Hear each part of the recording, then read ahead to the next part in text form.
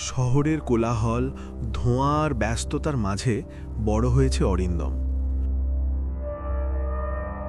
ছোটবেলায় সে কয়েকবার গিয়েছিল তার মামার বাড়ি, শালবনী নামের এক দূর গ্রামের মধ্যে।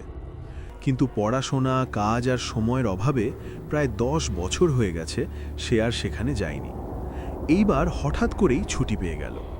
মাথাটা একটু শান্ত করতে, শহরের ক্লান্তি ঝেড়ে ফেলতে সে ঠিক করল মামার বাড়িতে যাবে।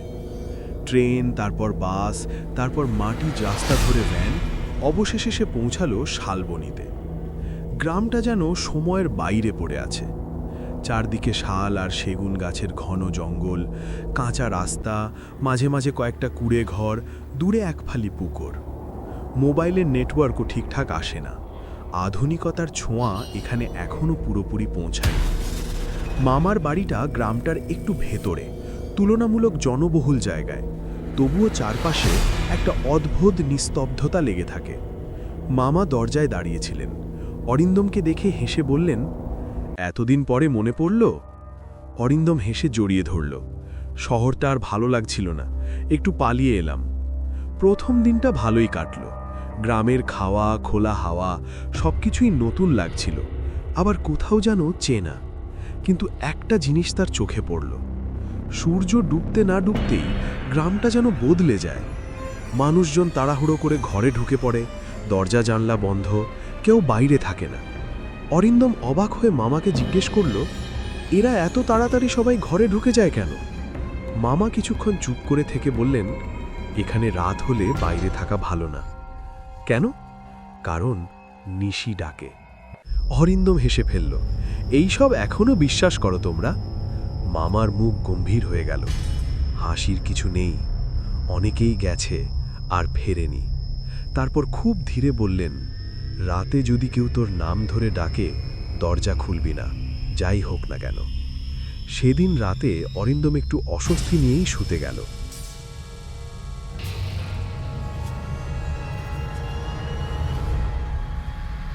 পরদিন সে গ্রামটা ঘুরতে বেরোল। এক বৃদ্ধ তাকে বললেন, এই জঙ্গল এক সময় ভালো ছিল না, অনেক কিছু ঘটেছে এখানে।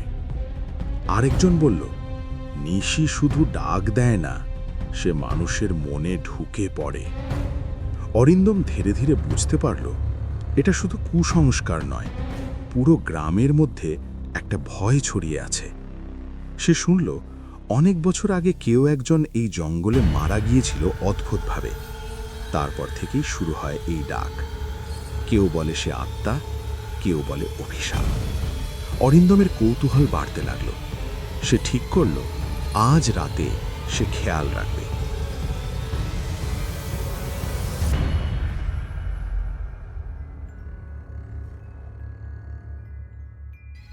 রাত গভীর, চারদিকে নিস্তব্ধতা, শুধু ঝিঁঝি পোকার শব্দ। হঠাৎ করে আচমকায় অরিন্দমের নাম ধরে ডাক আসলো, অরিন্দম, অরিন্দম, বাইরে আয়। সে চোখ খুলে ফেলল। কণ্ঠটা খুব পরিচিত, খুব কাছের। সে উঠে বসল। মনে হলো এটা মামার গলা না। আবার ডাক, তুই কি আমাকে চিনতে পারছিস না? আমি তোর মা, দরজা খোল। তার বুক কেঁপে উঠল। এইবার কণ্ঠটা স্পষ্ট, তার মায়ের গলা। কিন্তু সেটা অসম্ভব। সে ধীরে ধীরে দরজার দিকে এগোল। তার হাত দরজায় গিয়ে ঠেকল। ঠিক তখনই দরজার নিচ দিয়ে একটা ছায়া দেখা গেল। কিন্তু সেটা মানুষের ছায়া নয়, লম্বা, বিকৃত, যেন মাটির ওপর টেনে রাখা কিছু। অরিন্দমের শরীর ঠান্ডা হয়ে গেল। সে হাত সরিয়ে নিল। বাইরে থেকে হঠাৎ গলা বদলে গেল, অরিন্দম, দরজা খোল। একটা বিকৃত গর্জন। দরজাটা ধাক্কা খেতে লাগলো, ঠক ঠক ঠক। হঠাৎ পাশের ঘর থেকে মামার চিৎকার, চোখ বন্ধ করে বসে থাক, কিছুতেই দরজা খুলবি না। অরিন্দম বিছানায় গিয়ে বসে পড়ল চোখ বন্ধ করে। কিন্তু শব্দ থামল না। কখনো কান্না, কখনো হাসি, কখনো ফিসফিস। আমি অপেক্ষা করছি। সময় যেন থেমে গেল। হঠাৎ সব শান্ত।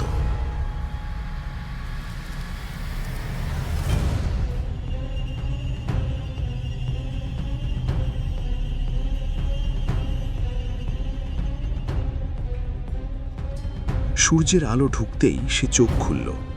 সব যেন স্বাভাবিক। সে বাইরে বেরোল। মামা তাকে দেখে বললেন, তুই বেঁচে গেছিস। ঠিক তখনই এক বৃদ্ধ দৌড়ে এলেন। রমেশ গত রাতে বেরিয়ে গেছে, এখনো ফেরেনি। অরিন্দমের বুক কেঁপে উঠল।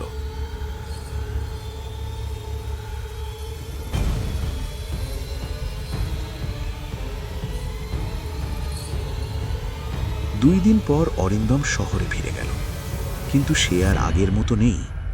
রাতে ঘুমোতে গেলে মাঝে মাঝে সে শুনতে পায়, অরিন্দম, খুব আস্তে, খুব কাছে, আমি আবার আসব।